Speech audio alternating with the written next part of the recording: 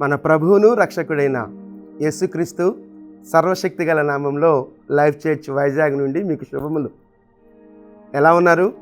మీరు క్షేమంగా ఉన్నారు కదూ? మీరంతా క్షేమంగా ఉన్నారని నమ్మి దేవాదేవుని స్తుతిస్తున్నాను. అదే క్రమంలో అనుదినము క్రమం తప్పకుండా ఈ హోప్ ఫర్ టుడే వాక్య ధ్యానాలను మీరు అనుసరిస్తూ మీరు వ్యక్తిగతంగా కుటుంబంగా ఆత్మీయాభివృద్ధి పొందుతున్నారని నమ్మి కూడా దేవుని ఎంతగానో స్తుతిస్తున్నాను. ఈ దినం హోప్ ఫర్ టుడే వాక్య ధ్యానంలోనికి మిమ్మల్ని ఆహ్వానిస్తున్నాను. రోమీలకు రాసిన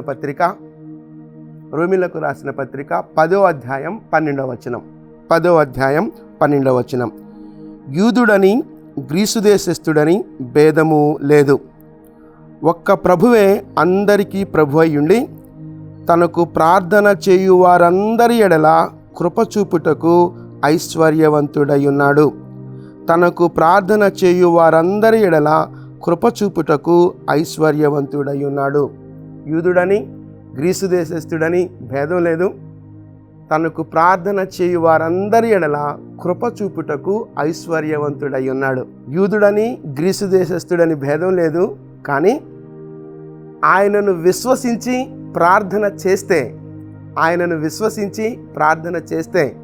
ఆయన కృప చూపించుటకు ఐశ్వర్యవంతుడై ఉన్నాడు. నీ బ్యాక్గ్రౌండ్ తోటో లేకపోతే నీ కమ్యూనిటీతోటో లేకపోతే నీకున్న స్థితిని బట్టో అవన్నీ కూడా దేవునికి అప్రస్తుతం. కానీ ఆయనను యేసు క్రీస్తు ప్రభువును స్వంత రక్షకునిగా అంగీకరించి ఆయన సన్నిధిలో ఆయనను విశ్వసించి ప్రార్థన చేస్తే ఆయన కృప చూపించుటకు ఐశ్వర్యవంతుడై ఉన్నాడు అని ఈ వాక్యం సెలవిస్తూ ఉన్నాయి. నేను ఒక మాటను మరలా చదువుతున్నాను. తనకు ప్రార్థన చేయు వారందరి ఎడల కృప చూపించుటకు ఐశ్వర్యవంతుడు అయి ఉన్నాడు అని చెప్తున్నాడు. దావీదు భక్తుడు అంటున్నాడు, యెహోవా సన్నిధిలో నాకు కృప దొరుకును అంటున్నాడు. దేవుని సన్నిధిలో మనం ప్రార్థన చేస్తే ఆయన కృపను మన పట్ల చూపించడానికి ఐశ్వర్యవంతుడు అని చెప్తున్నాడు. అంటే విశ్వసించి ప్రార్థన చేస్తే దేవుని సన్నిధిలో మనం పొందుకునే ఆశీర్వాదాలు అన్నిటికంటే ప్రాముఖ్యంగా రక్షణ భాగ్యం గొప్పది. ఆ సందర్భమే అది. అన్నిటికంటే ప్రాముఖ్యంగా రక్షణ భాగ్యం గొప్పది. రక్షణ భాగ్యం తర్వాతే ఈ ఆశీర్వాదమైన ఈ లోకంలో గొప్ప ఆశీర్వాదం ఏదైనా ఉన్నది అని అంటే యేసుక్రీస్తు ప్రభువారి రక్తంలో కడగబడి దేవుని యొక్క కుమార్తెలుగా చేర్చబడటమే గొప్ప ఐశ్వర్యము, గొప్ప ఆధిక్యత. అక్కడే మనం కృప పొందుకుంటాం.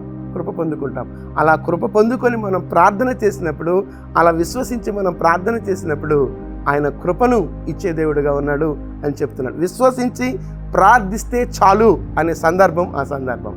కాబట్టి మన జీవితాల్లో కూడా ఒకవేళ ఈ హోప్ ఫర్ టుడే వాక్యదానాలు వీక్షిస్తున్న నీవు యేసుక్రీస్తు ప్రభువుని సొంత రక్షకునిగా అంగీకరించకపోతే, యేసుక్రీస్తు ప్రభువుని సొంత రక్షకునిగా అంగీకరించడానికి విశ్వసించి అంగీకరించినప్పుడు ఆయన కృపను నీ పట్ల మెండుగా నిలిపే దేవుడు ఆయన.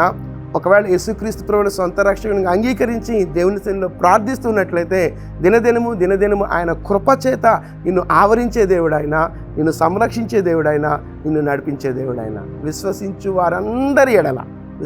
వారందరి ఎడల అనగా ఇంకా చెప్పండి, ప్రార్థించు వారందరి ఎడల ఆయన కృప అత్యధికముగా ఉండును అనే మాటను మనం అర్థం చేసుకోవాలి. ఒకవేళ ఏ పరిస్థితుల్లో మనం వెళ్తున్నప్పటికీ ప్రార్థిస్తే చాలు ఆయన సన్నిధిని మనం అనుభవించే వారంగా ఉంటాం. ప్రార్థిస్తే చాలు ధైర్యాన్ని పొందుకునే వారంగా ఉంటాం. ప్రార్థిస్తే చాలు ఒక గొప్ప భరోసాని మనం పొందుకునే వారంగా ఉంటాం. ప్రార్థన యొక్క బలాన్ని మనం అనుభవిస్తున్నప్పుడు, దేవుని సన్నిధిలో ఆయన ఉన్నతమైనటువంటి సహవాసాన్ని మనం అనుభవిస్తున్నప్పుడు ఉన్నతమైన ఆశీర్వాదపు అనుభవాల్లోనికి మనం నడిపించేవాడుగా దేవుడు మనకున్నాడు.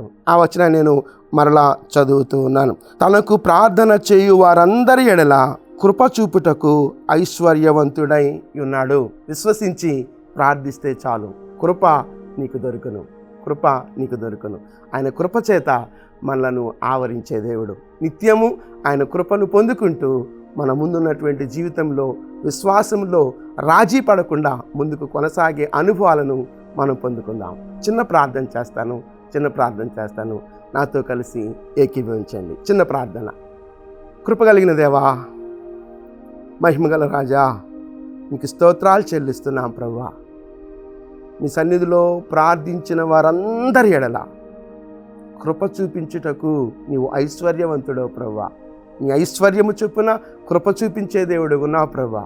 విశ్వసించి మీలో ప్రార్థించటం నిత్యము మాకు నేర్పించమని వేడుకుంటున్నాం. మీ సన్నిధిలో మేము నిలవబడి ప్రార్థించినప్పుడల్లా మీ సన్నిధిని మేము అనుభవించగలిగినట్లుగా కృప చూపిస్తున్నారు. ఇంకనూ మీ మీద ఆధారపడే అనుభవాలు మాకు నేర్పించమని మీ కృపా హస్తాల్లోనికి మమ్మలను మేముగా సమర్పించుకుంటూ సమస్త ఘనత, మహిమ, ప్రభావాలు మీరొక్కరే పొందుకోమని యేసుక్రీస్తు అతి శ్రేష్టమైన నామంలో ప్రార్థించి వేడుకొనుచున్నాం తండ్రి.